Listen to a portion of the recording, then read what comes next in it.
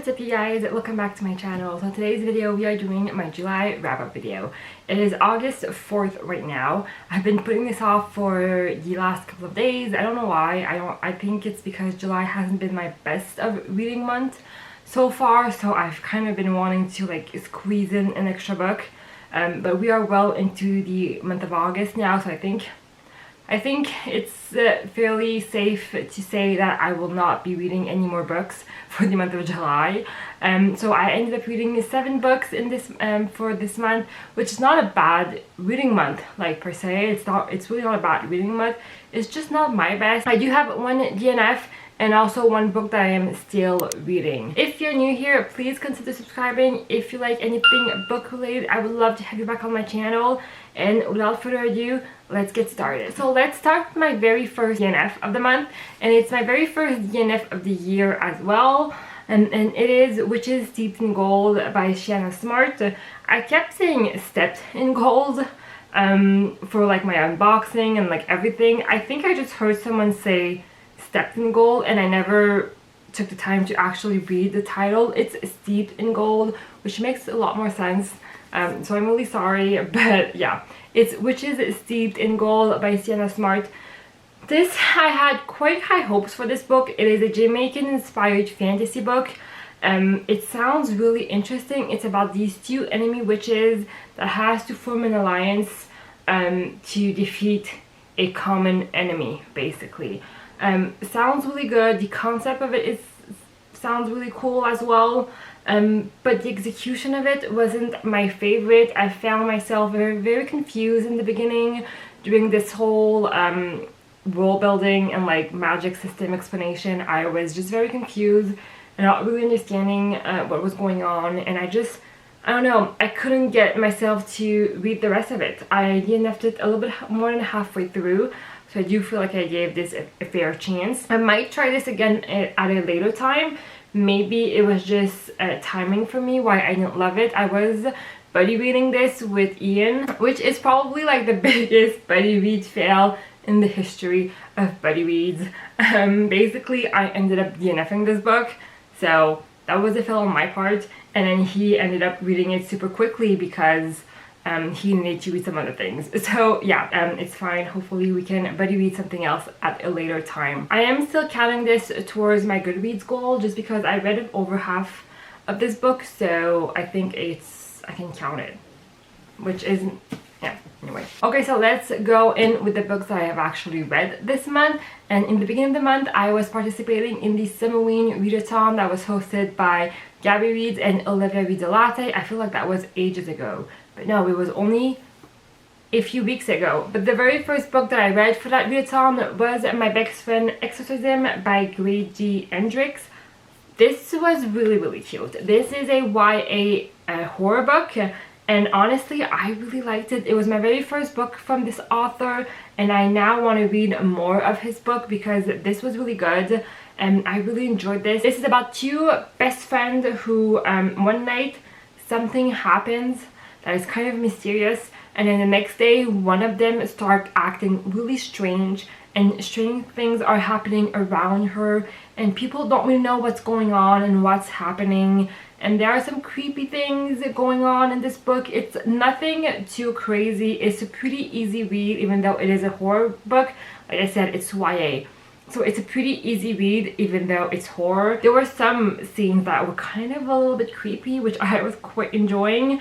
But yeah, overall I gave this book I think 4 stars. I really liked it. I love the cover as well. I think it's so cool. Like it's kind of a VHS. This has so many 80s reference, music reference, and like all over things, which I wasn't born in the 80s, but I really liked seeing those references in this book, and I'm sure I missed a ton as well. But yeah, overall I highly recommend this book. I really enjoyed it, and I will for sure read some other things from him.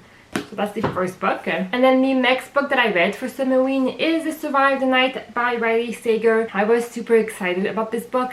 I had read Home Before Dark by Riley Sager and loved it last year, I think, and so I was super excited to get into his newest release. I was warned beforehand that this wasn't people's favorite book of him. People were quite disappointed in this book, so I had lowered my expectation going into this book. So I ended up giving this 3 stars. I enjoyed it. It wasn't the best of book out there, but I still really enjoyed it. I really liked the unreliable narrator vibe we got in this book from the main character. I loved the this gave me no exit vibe as well, because she is stuck in a car with a potential killer. Basically, this is about a girl who really wants to go home because her best friend got killed a few weeks ago or days ago, I'm not exactly sure. And so she gets a ride from a stranger, and turns out he might be a potential killer. We don't really know. I didn't love the last chapter. I know it's kind of a polarizing chapter. People either love it or hate it. I wasn't the biggest fan of it, but like overall I really enjoyed it. I still liked Home Before Dark better than this one, but I enjoyed it and I'm happy I read it. So it was a really fun time basically. So yeah, and it was a pretty quick read as well, so that's always a plus. And then the last book that I read for Summerween was 8 Perfect Murders by Peter Swanson. I got this book because I had read Every Vow You Break by this author earlier this year, and I really enjoyed that book. I know people were not loving it, but I really enjoyed that book. It was a really fun time, so I wanted to pick up more of his book, and I found this one on Book Outlet for pretty cheap, and so I picked it up. I actually read the audiobook, so I haven't even read this copy, and sadly this was not it for me. I really did not like it. This is a story about a guy who owns a bookshop, a mystery murder bookshop, but that was kind of cool. One day the FBI comes in and interrogate him because there's a series of murders going on, and they think they are recreating every murder that is on a list that the main character did a few years ago called the 8 Perfect Murders. And so they're kind of just asking him a question about it. And there's a lot of twist and turn in this book. A few of them I saw coming, a few of them were a total surprise, so that's always good. But this book basically spoiled 8 other really popular mystery thriller books, which I did not know going into this book. I kind of wish I knew, because I would have read these other books before. I know they're like really popular older books, but still, you're like spoiling them, and I haven't read them yet, so that's kind of a bummer. But overall, I just wasn't my favorite book at all. If you saw my unhaul, I'm unhauling this already. Next book that I read for the month of July was Wundersmith by Jessica Townsend. It is The Calling of Maureen Crow. This was so freaking cute and I loved it. This is a 5 stars. This is the second book in the Nevermore series. What is this series called? Nevermore? I don't know. But yeah, it basically follows the first book. I don't want to talk too much about this book because I don't want to spoil anything from the very first book. But I love this one. It expanded the world even more. We got new characters, we got older characters, more developed in this book. It was just such a cute book, a really good continuation to the series. I listened to this one on audio because Elsa, who I was buddy reading the first book with, told me that the audiobook was really good, and I really do recommend the audiobook as well. And I've already downloaded the third audiobook, so I will hopefully be reading the third one in the month of August because this was really cute. I really like it. Sorry I'm not talking more about this one, but like I said, it is the second book in the series and I don't want to spoil the first one, but go read it because it's really good. Next book that I read is called The Silent Patient by Michaelides.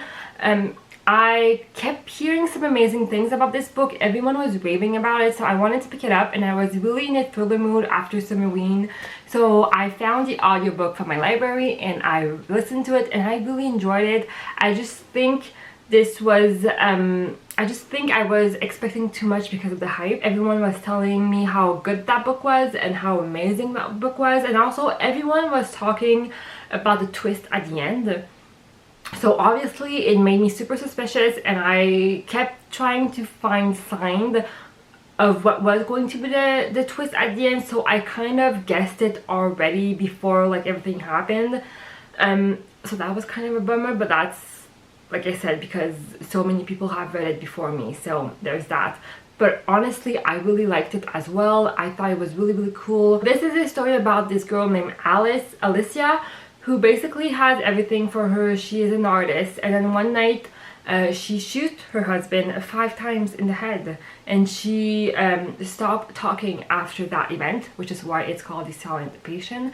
And we're also following, what's his name? Theo, which is a psychiatrist, and he, for some weird reason, really wants to work on Alicia's case.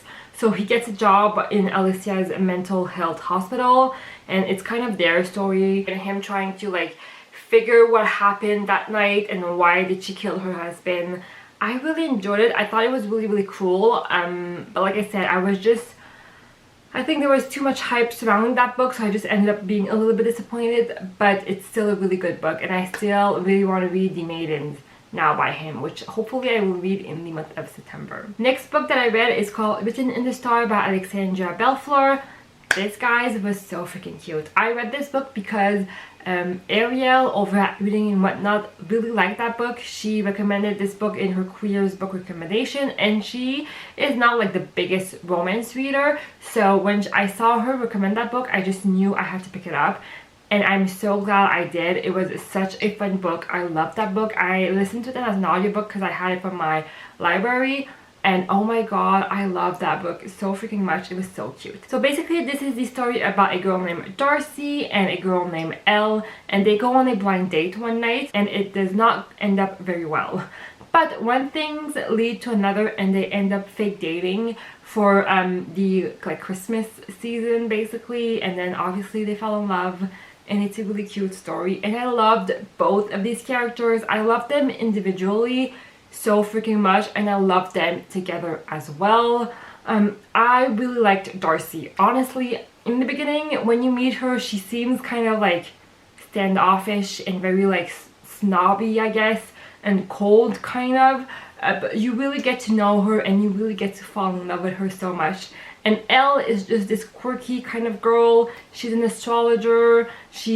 I just love Elle as well. I just love both of these characters so much, and their love story is just so freaking cute as well. I really like it. And the second book just came out as well, which I think the second book is on the brother, maybe, or I'm completely off. But yeah, I really enjoyed this book. It was really cute, and I am so happy I finally read it, because I had it on my TBR for a little while. So I'm really happy I finally read it. And then the last book that I finished in the month of July is called Credence by Penelope Douglas. This is something. I have a reading vlog where I read that book. This is Penelope Douglas is the author of Birthday Girl, which I loved so much. That's an age gap relationship that I read last year, and it was one of my favorite books that I've read last year. So I've always wanted to read something else from her. And so I picked up Credence because it was on sale from Audible, I think. And so I read it. And Credence is the story about this girl who loses both of her parents to suicide because I think it's dad has cancer, and they don't want to live without each other, so they both commit suicide. And so she ends up going to live with her step uncle.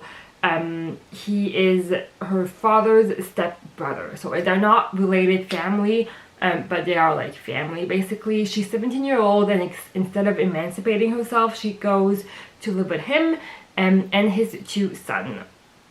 He lives in a really reclusive like cabin in the woods in the mountain.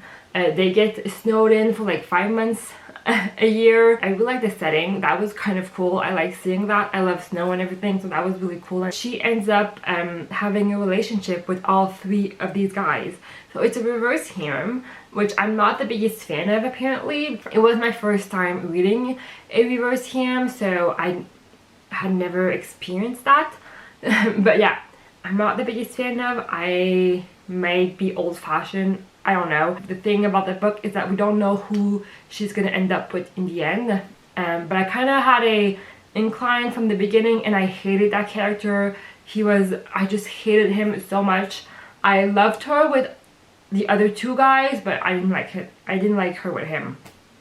So there was that. This is one of the most sexiest, steamiest book I've ever read. Like, there's so many sex scenes, which I'm not like, I don't mind sex scenes in the book, but like that was a little bit too much for me. I think it was too much. But that being said, Penelope Douglas has some of the most addicting writing style ever. So I couldn't stop reading it slash listening to that book. I just couldn't put it down. It's a pretty big book. It's over 500 pages. I read it in 2 days. I really liked it, but I really hated it at the same time. Definitely check out some trigger warnings for that book. It is not for everyone. She really pushes boundaries with that book in some places, so I don't know. I ended up giving this 3 stars on Goodreads. I still want to read Pump 57 by her, but yeah, it's kind of a weird book. It's something. And then the last book that I want to talk to you guys today is going to be Malice by Gwynne. I still haven't finished this book.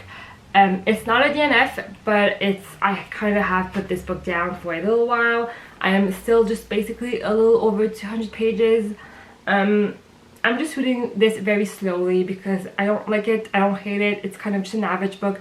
But I do want to finish it just because I do want to see what the hype is all about. But funny enough, since I've started this book and kind of said that I didn't love this book, I'm discovering more and more people that didn't love it either. Elsa, who I was buddy reading this, basically DNF'd this book. I was talking with John and he is reading it but not really enjoying it. So I still want to finish it just because I want to see what the hype is all about, but I'm just not loving it.